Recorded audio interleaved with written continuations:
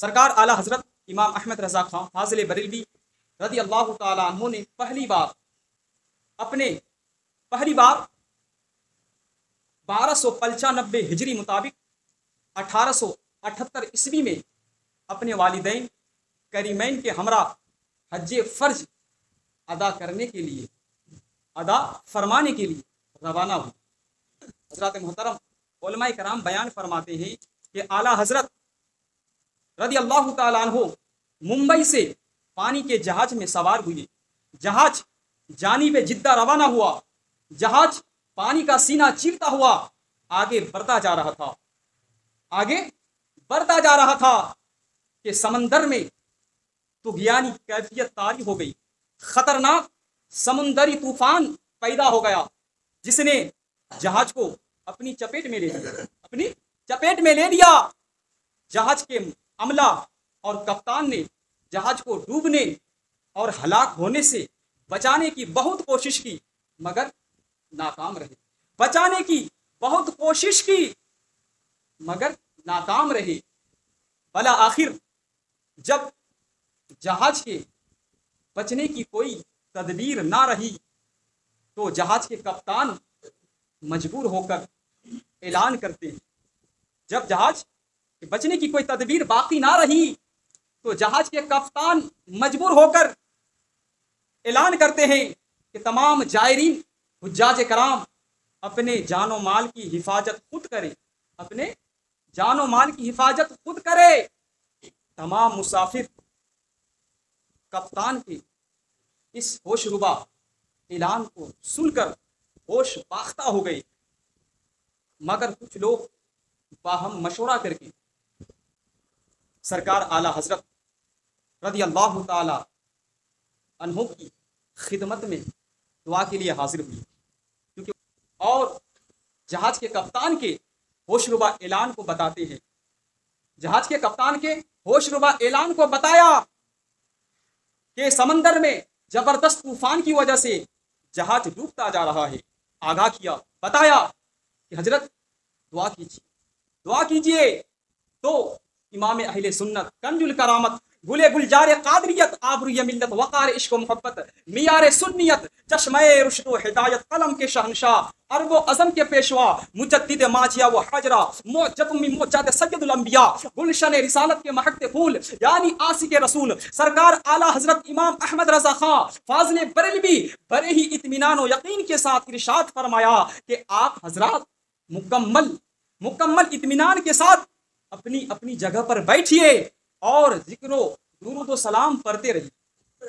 آپ تمام حضرات مکمل یقین کے ساتھ بیٹھیے اور ذکر و درود شریف پڑھتے رہیے۔ طوفان کی کیا مجال، اعلیٰ حضرت فرماتے ہیں کہ طوفان کی کیا مجال جو جہاز کو ڈوبو دے، اس لیے کہ میں نے اپنے پیارے آقا صلی اللہ تعالی علیہ وسلم کی بتائی ہوئی دعا پڑھ لی ہے، بسم اللہ مجریہا و مرساہا ان ربی لغفور الرحیم۔ پھر جہاز میں سوار ہوا ہوں۔ اے لوگوں یاد رکھو کہ چاند سورج کا ڈوبنا نکلنا بند ہو سکتا ہے، ہواؤں کا رخ بدل سکتا ہے، اندھیرا اجالے میں، اجالے اندھیرا میں، آسمان گر سکتا ہے، زمین پھٹ سکتی ہے، لیکن مصطفیٰ جان رحمت کا فرمان بدل نہیں سکتا۔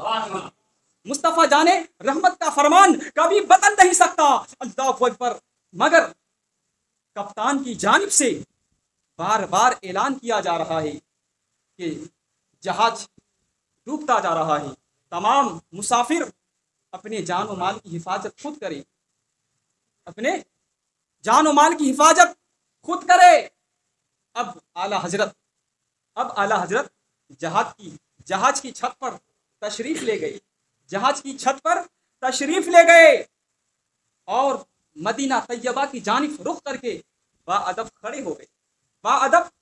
ہو گئے اور نبی دو عالم صلی اللہ تعالی علیہ وسلم کی بارگاہ بےکش پناہ میں عرض کرنے لگے کہ اے ہمارے پیارے آقا مشکل کشا، یا رسول اللہ، یا حبیب اللہ، ہم نے آپ کی بتائی ہوئی دعا پڑھ کر جہاز کی سواری کی ہے، آپ کی بتائی ہوئی دعا پڑھ کر ہم نے جہاز کی سواری کی ہے، آپ صلی اللہ تعالی علیہ وسلم کے ارشاد و فرمان پر ہی اعتماد کرتے ہوئے لوگوں کو اطمینان و یقین دلایا ہے، مگر یا رسول اللہ हाल ये है कि जहाज डूबता जा रहा है, हाल ये है कि जहाज डूबता जा रहा है। फिर आला हजरत इमाम अहमद रजा खां फाजिल बरेलवी रज़ी अल्लाह ताला अन्हो हुजूर सल्लल्लाहु ताला अलैहि वसल्लम की बारगाह में मुकम्मल इज़्यान और यकीन के साथ फरियाद करते हैं कि आने दो या डुबो दो, अब तो तुम्हारी जानिब, आने दो या डुबो दो, अब तो तुम्हारी जानिब, कश्ती तुम्ही पे छोड़ी लंगर उठा दिए, कश्ती तुम्ही पे छोड़ी लंगर उठा दिए हैं। अब हाल ये था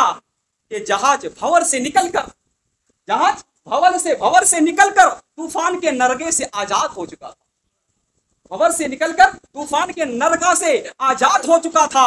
और कुछ ही दिनों के बाद खैर और सलामती के साथ जहाज जिद्दा पहुंच जाता है, जहाज जिद्दा पहुंच जाता है।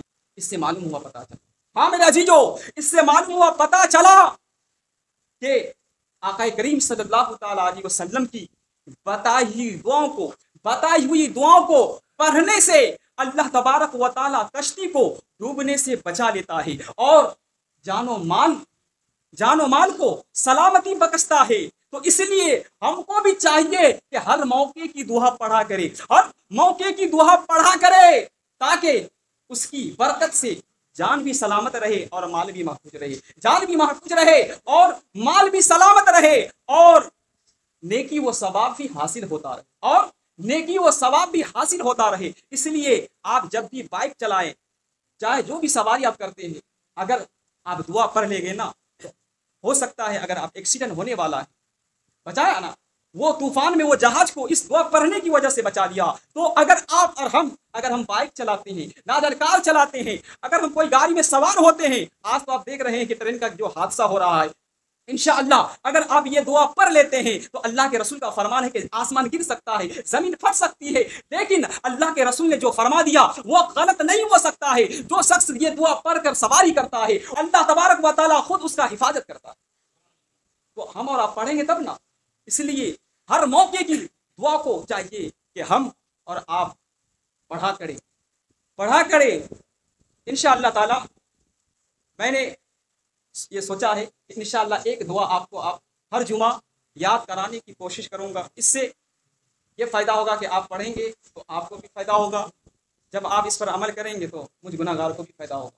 इसलिए जैसे आप खाना खाते हैं तो आपको मालूम है खाना खाने की क्या दुआ है, मालूम होनी चाहिए। छोटी छोटी दुआएं, अगर हम खाना खाते हैं, अगर खाना खाने की दुआ अगर नहीं पढ़ते हैं तो उस खाना में शैतान शरीक हो जाता है, उस खाना में शैतान शरीक होकर हमारे और आपके साथ शैतान बैठ कर खाता है।